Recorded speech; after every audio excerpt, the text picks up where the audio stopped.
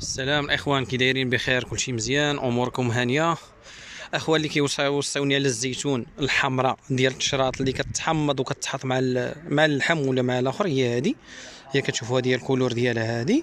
وكاينه هذه ديال حتى هي ديال التحماض، غير هي هذه كتكون زايده مضى وزايده كولور، حيت هذا الكولور هذا كيكون قليل حمراء، سلعه حمراء. المهم اللي بغى شي حاجه منها مرحبا. وكاين الصابه السلعه ديال البلاد، هي هذه اللي كتشوفوا. اللي حب شي حاجه منها مرحبا. هذه ديال البلاد باش نكونوا واضحين معكم.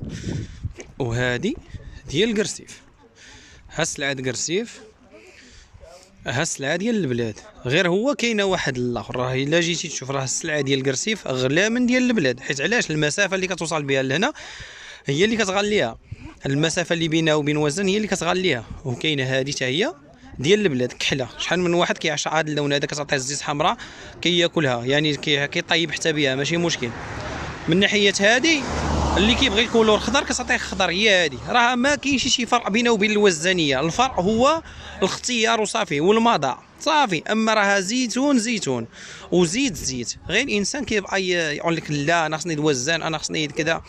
راه حتى الزيت ديال القرسيف راه لا يعلى عليه، والزيتون ديال الوزن راه لا يعلى عليه. غير هو كل واحد والعشقه ديالو. راه هاد اللي تعطيك الزيت هادي راه تعطيك الاخرى. غير الانسان يشوف راسو شنو كيختار. وزائد ان الزيتون ديال القرسيب من ناحيه المسافه كذا كيطلع لي الترونسبور ديالو كيطلع شويه غاليه. الكحله هذه كحله كان كيبغي الزيتون بحال هكا يطحنو، عزيز عليه هذا الكولور هذا. المهم اللي حب شي حاجه مرحبا بالجميع. كاين الزيت، كاين الزيتون، كاين المشرطه، كاين الشريحه. اللي حب شي حاجه مرحبا بالجميع. معكم الوزاني، مول الزيت الوزانيه اللي كنقولها ديما، الثقه والضمان. اللي حب شي حاجه مرحبا بالجميع.